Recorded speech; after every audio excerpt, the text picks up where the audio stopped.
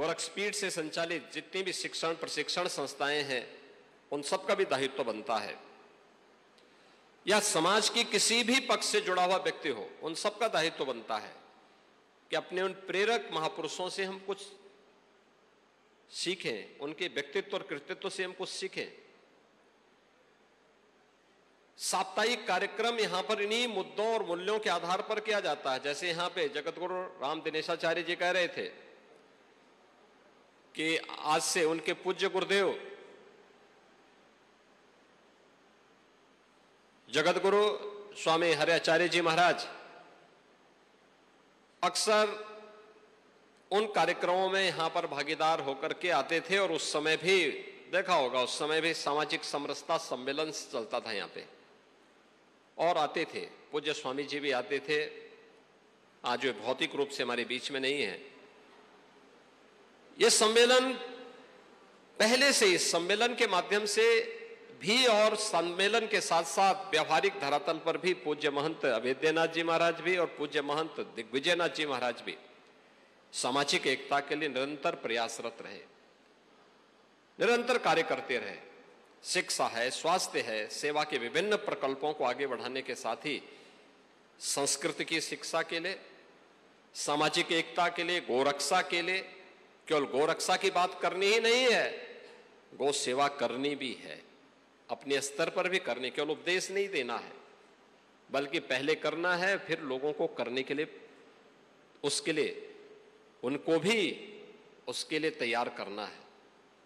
ये सभी कार्यक्रम जब एक साथ चलेंगे, लेकिन हमारी बातों का वजन तब होता है जब हम स्वयं भी इस प्रकार का आचरण करते हैं। जो बोल रहे हैं उसके अनुरूप जब करेंगे तो वह प्रभावी होगा। केवल भाषण केवल करेंगे, कोरा भाषण से परिवर्तन नहीं हो सकता। समस्या का समाधान करने के लिए पहले हमें स्वयं करना होगा, फिर लोगों को करने के लिए उसके लिए तैयार करना होगा, और इसके व्यापक परिवर्तन होंगे। इन दोनों आचार्यों के पूरे व्यक्तित्व और कृतित्व पर अगर आप प्रकाश डालेंगे, उनको देखेंगे, तो आपको ये चीजें बहुत स्पष्ट दिखाई देंगे। उन्होंने जो बोला वही किया, और जो किया वही बोला, और यही कारण था कि बिना किसी रुके डिगे झुके देश और धर्म के लिए उनका पूरा जीवन समर्पित था। बाकी एक मठ के रूप में, एक सन्यासी के रूप में लोक कल्याण के लिए जो उनके स्तर पर संभव था, वह तो उन्होंने अपने स्तर पर प्रयास किया, लेकिन देश और धर्म उनकी प्राथमिकता का विषय था, इसके इतर कुछ भी नहीं। और इन पूज्य संतों का एक एक संत एक लंबे व्याख्यान के साथ अपने आप को यहां पर प्रस्तुत कर सकता है। समय की बाध्यता थी, और कार्यक्रम भी पूज्य महंत जी के प्रति श्रद्धांजलि का था। उनकी 10वीं पुण्यतिथि है। 10वीं पुण्यतिथि पर हम सब एक बार फिर एकत्र हुए हैं, और मुझे प्रसन्नता है कि जो उनकी भावनाएं थी उसके अनुरूप गोरखपीठ, नाथपंथ, सनातन हिंदू धर्म से जुड़े हुए, हमारे खड़ दर्शन संप्रदाय से जुड़े हुए सभी पंथ आचार्यगण पूरी मजबूती के साथ देश और धर्म की रक्षा के लिए आज भी प्रतिबद्ध दिखाई देते हैं। तो गोरखपीठ से संबद्ध संस्थाएं भी निरंतर उन भावनाओं को प्रतिनिधित्व करते हुए कार्य कर रहे हैं। आज के इस अवसर पर मैं एक बार 10वीं पुण्यतिथि के अवसर पर अपने पूज्य गुरुदेव को, गोरखपीठ के आचार्य द्वय ब्रह्मलीन महंत दिग्विजयनाथ जी महाराज को, ब्रह्मलीन महंत वैद्यनाथ जी महाराज के श्री चरणों में कोटि कोटि नमन करते हुए विनम्र श्रद्धांजलि अर्पित करता हूं।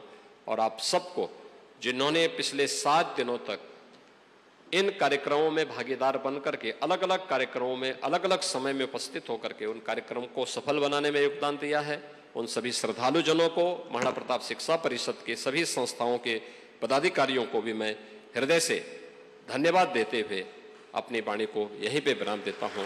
धन्यवाद। जय हिंद। बहुत बहुत धन्यवाद पूज्य महाराज से, बहुत बहुत धन्यवाद। आपके मार्गदर्शन में, आपके सानिध्य में, आपके निर्देशन में, आपके दिशा निर्देश में। तो श्रद्धांजलि कार्यक्रम में सीएम योगी आदित्यनाथ ने यहां पर संबोधित किया जनता को, और इसी के साथ आपको बता दें कि महंत अवैधनाथ की